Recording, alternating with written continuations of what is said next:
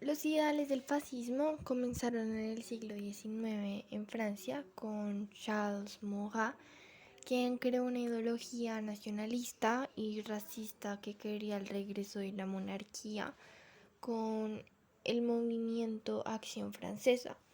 Pero estos ideales fueron desarrollándose más en Italia, donde se desenvolvió el verdadero fascismo. Su origen como tal se le puede otorgar al poeta italiano Gabriel de Annunzio, quien fue soldado durante la Primera Guerra Mundial, y es importante saber que al finalizar la Primera Guerra, Italia quedó en descontento porque se sintió ofendida por no recibir lo que quería, ya que creyó que le tocaba recibir algo más, eh, y fue el caso de la región en Croacia, ya que pensaban que la iban a obtener, y esta se llamaba Dalmacia. Así fue que a causa de esto, Gabriel junto a 2000 soldados tomó por la fuerza la ciudad de Fiume, ciudad situada en la costa del mar Adriático, y fue objeto de disputas territoriales entre Italia, los serbios, croatas y eslovenos tras la Primera Guerra Mundial.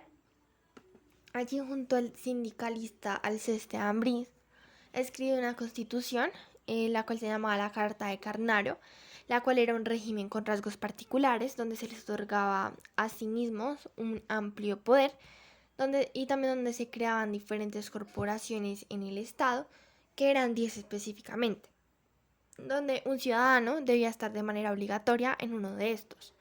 Pero en la décima estaban tanto los poetas y superhombres, hombres fuertes. En este mismo momento, otro italiano iba ganando poder. Este fue Benito Mussolini, quien también poseía descontento con lo que Italia agarró de territorio.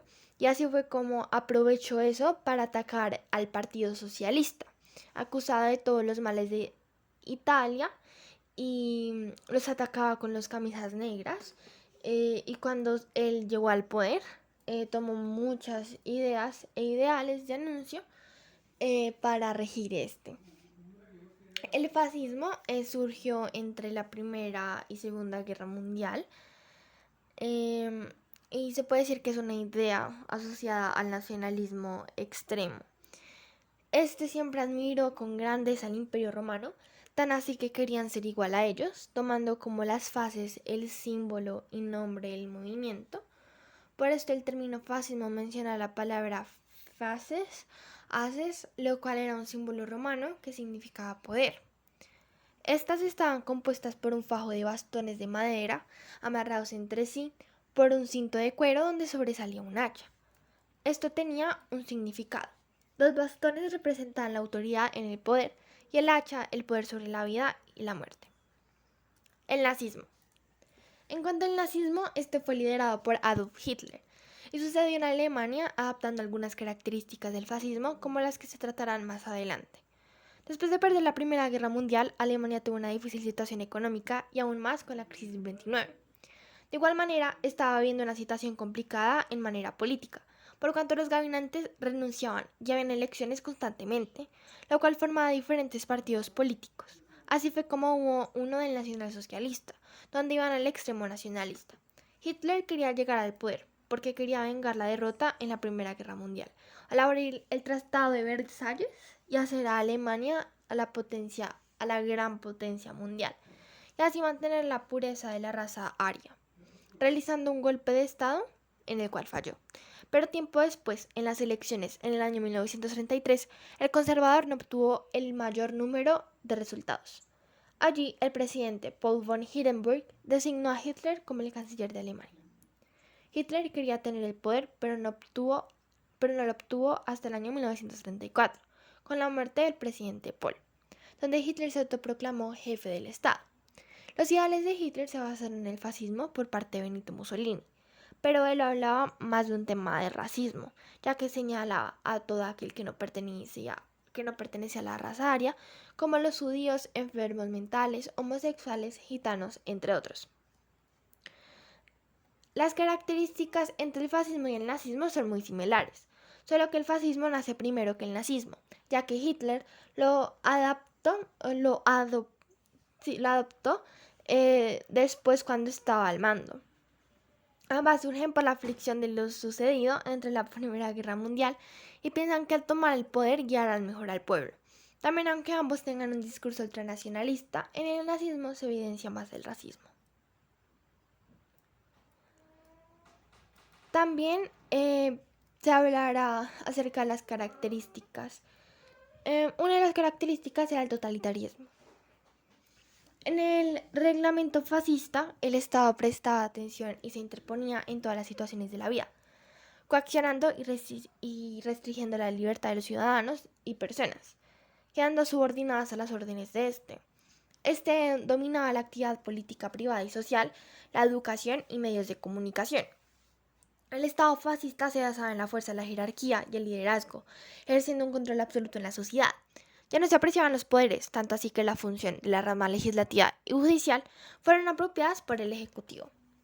También está el antiliberalismo y el anticapitalismo. El fascismo iba contra el liberalismo, porque los expertos mencionaron que era una ideología débil, la cual no puede contribuir para el auge del comunismo y no es viable para sostener el rumbo de la economía, lo cual ha estado en constante crisis. Para granjearse el apoyo del capital, los de la SS, en la noche del 30 de julio de 1934, asesinaron a personas vinculadas al Partido Nacional Socialista Obrero Alemán, quienes fueron acusados por crear una maquinación contra Hitler. Entre ellos fue asesinado el jefe de las tropas de asalto, Ernst Röhm. Cabe señalar que el fascismo no solo se centró en Italia, sino que también en España. La extrema derecha española, la cual estaba representada por empresarios industriales financieros.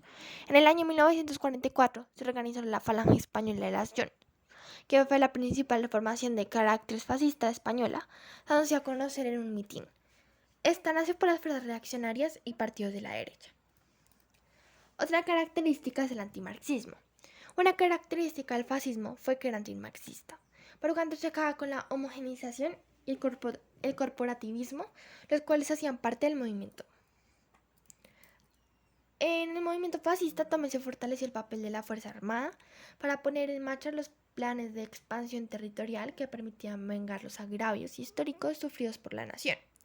En esta organización militar, la autoridad, la disciplina y la fuerza desterraban la igualdad, la libertad de acción y el pacifismo. Los estados fascistas diseñaron una escenografía con el fin de exaltar y glorificar los valores de la milicia, transmitiendo a la sociedad un sentido guerrero de la vida. También estos movimientos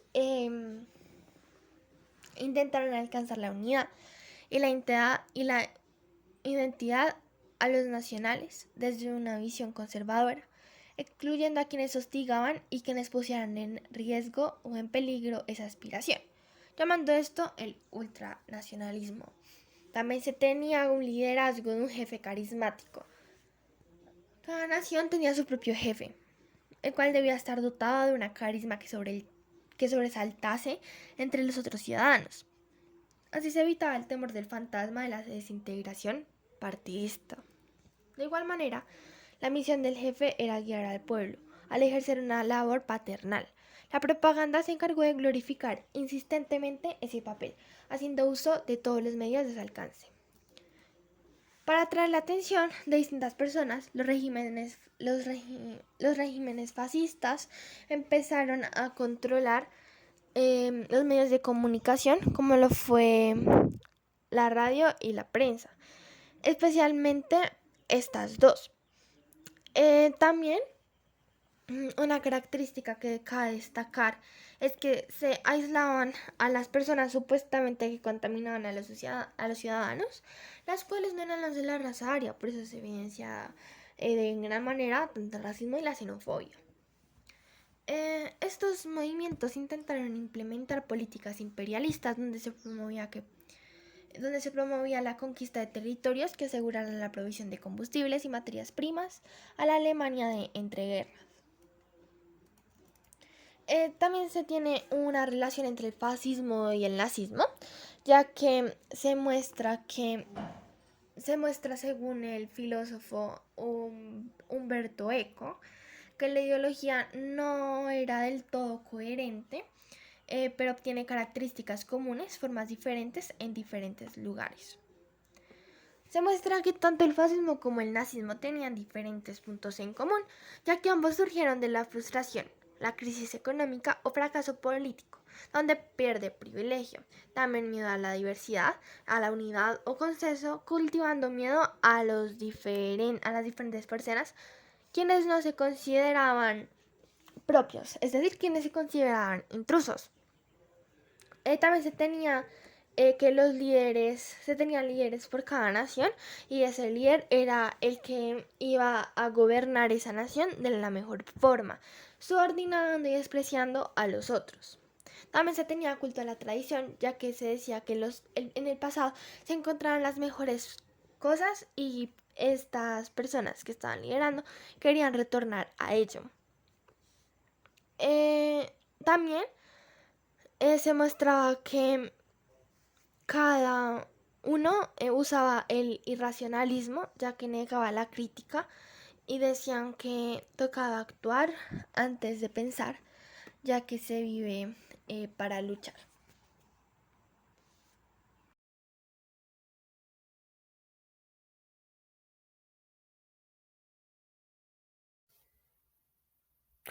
Fascismo durante la Guerra Fría. Durante el periodo de la Guerra Fría, las dictaduras, las cuales estaban en auge por Latinoamérica, aumentaron. Estados Unidos influyó en esto. Ellos están asegurando estados capitalistas y gobiernos militares por todo el continente. Todo esto gracias a la seguridad nacional que se está implementando. En este periodo se conformaron dictaduras como la de la República Dominicana, la de Nicaragua y la de Guatemala. El terrorismo de Estado también fue instaurado. Este terrorismo fue visto en la dictadura de Pinochet en Chile o el gobierno de Efraín Ríos.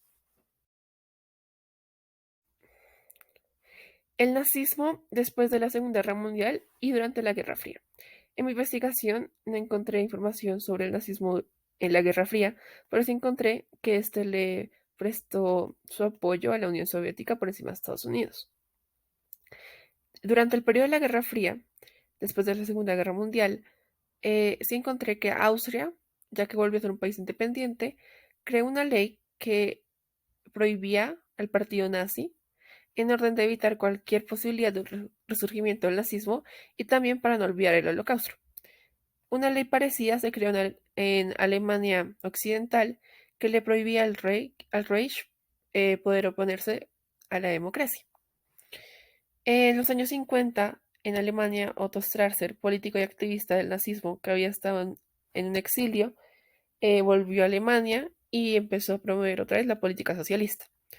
También otros intentos de grupos de este índole surgieron diciendo promover la sociodemocracia y no el nacionalsocialismo. El neofascismo. El neofascismo que se creó en Italia después de la Segunda Guerra Mundial se basaba en el fascismo original italiano, pero también se organizó en diferentes aspectos, como el Partido Movimiento Social Italiano, que después se llamó la Alianza Nacional, y finalmente definió su ideología como postfascista. También, después de esto, a finales del siglo XX, empezó un crecimiento de partidos neofascistas en Europa, causando varios problemas entre naciones. Además de esto, también se crearon partidos que se apoyan en una supuesta nación sin inmigración. También hoy en día el neofascismo se ha promovido bastante por las redes sociales y hay un montón de grupos neofascistas que están haciendo mucho daño.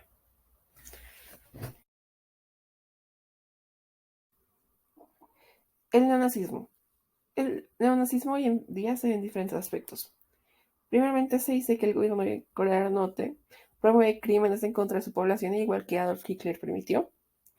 También se dice que la República Popular Democrática de Corea, según varias investigaciones, ha sido una república que viola los derechos humanos y no solo ocasionalmente, sino sistemáticamente. Existen centros de trabajo forzado, torturas, ejecuciones, etc. También el neonazismo se ha visto y se ha vuelto popular hoy en día gracias a las redes sociales. Estos grupos se ven personas que promueven las ideologías ultranacionalistas, promueven el racismo, la homofobia, la transfobia, la xenofobia, etc. Muchos de estos grupos dicen querer iniciar el Cuarto Reich.